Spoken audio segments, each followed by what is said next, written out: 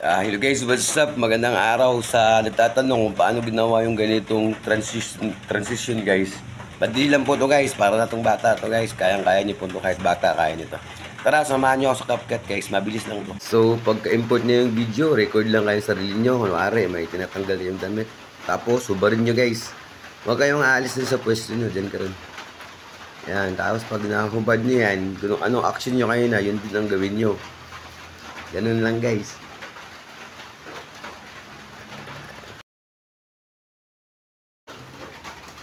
Yan, suotin nyo ngayon, kunwari lang sinusuot nyo, ganyan, action lang tayo guys, yan, ganyan. Tapos, suotin nyo ngayon yan.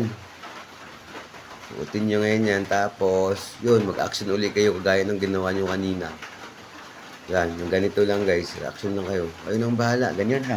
Yan lang guys. Yan lang, tapos, linisin na natin guys.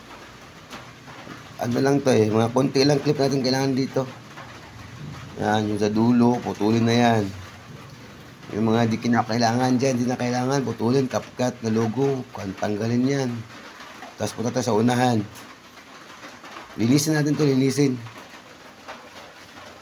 Yan, sun sa bandang nag-uumpisa sa na nainitan, tapos sinubad niya yung damit niya dyan. Tapos split, tapos cut natin ng yung sa sa video na nakaano yung kamay niya, kunwari na mayroon siyang damit na kinukuha. Split natin doon.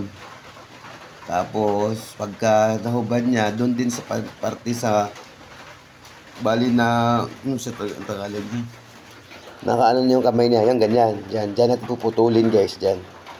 Pagbitaw niya sa damit niya. Tapos, yung left side, yun ang tanggalin natin. Yung maliit na clip. Yung maliit na clip daw ang kailangan natin. Yan. Ayusin pa natin mamaya yan. Di ba? Hindi pa siya pantay. Hindi pa siya sakto. Ayusin pa natin mamaya yan, guys. Yan, Yan. Okay na yan. Okay, try natin ulit. Diba matagal siya pag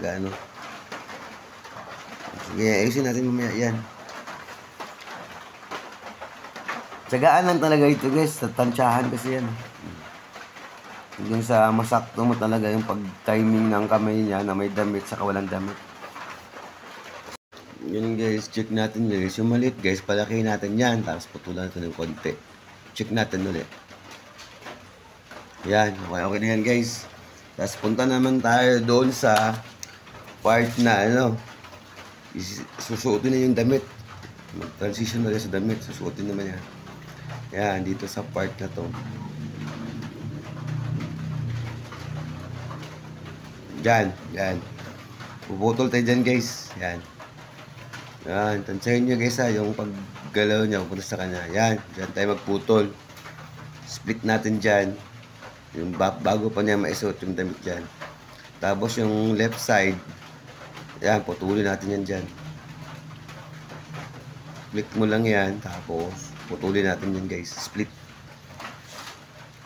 Tapos yung gitna, natin. Yan, yung gitna guys, itong gitna ang putulin natin, yung tatanggalin natin. Hindi natin kailangan yan konting clip lang kailangan natin. Yan, click mo yan, tapos delete na natin yan guys. Doon banda sa yung sinuot na guys, dyan, kumari dyan. Yan. Split natin. Tapos, yan, delete natin yung sa left side. Ang resulta guys, ganito na resulta nyo guys. Ganyan nyo. Diba? Ganun lang guys, kadali. Kaso, mabusisi siya guys. Tapos, kasi timingan lang. Tingnan natin ulit. Yan, damit. Parang hindi sabay. Putulan pa natin to guys. Hindi sabay. Yan, damit. Yan. Diba? Ganun lang guys, kadali. Ito na yung result guys. So, yan. Diba? Galing. Yun guys, ganun na po kadali gawin guys. Sana may natutunan kayo at nasundan nyo yung aking tutorial. Maraming salamat. Follow and share guys.